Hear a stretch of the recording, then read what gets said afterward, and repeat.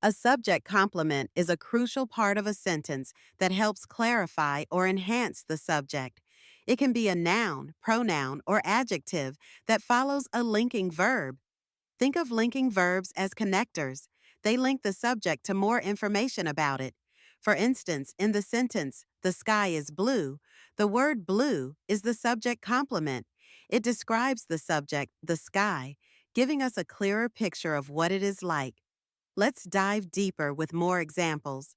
In He became a doctor, the word doctor renames the subject he.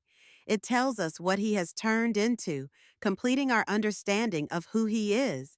Similarly, in The room felt cold, the word cold describes the room, enhancing our perception of the subject. Now, let's shift gears to object complements. An object complement follows a direct object and provides additional information about it. It can also be a noun, pronoun, or adjective.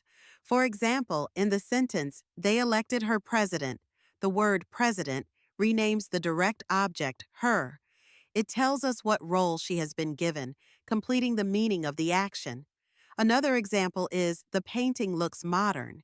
Here, modern is the object complement that describes the direct object, the painting. It gives us insight into how the painting is perceived, enriching our understanding of the object. To identify a subject complement, look for a linking verb in the sentence. Ask yourself, what is being said about the subject? The answer will lead you to the subject complement. For example, in The flowers are beautiful, beautiful is what we learn about the flowers. For object complements, first identify the direct object in the sentence.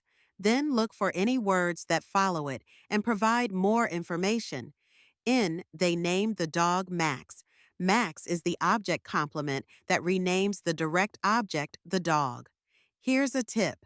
When trying to distinguish between the two, remember that subject complements are all about the subject, while object complements focus on the direct object. If you can replace the complement with a word like is or are, and it still makes sense, it's likely a subject complement.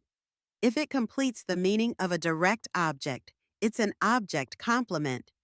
Understanding these concepts not only enhances your writing, but also sharpens your analytical skills when reading. So keep practicing, and soon you'll spot these complements with ease.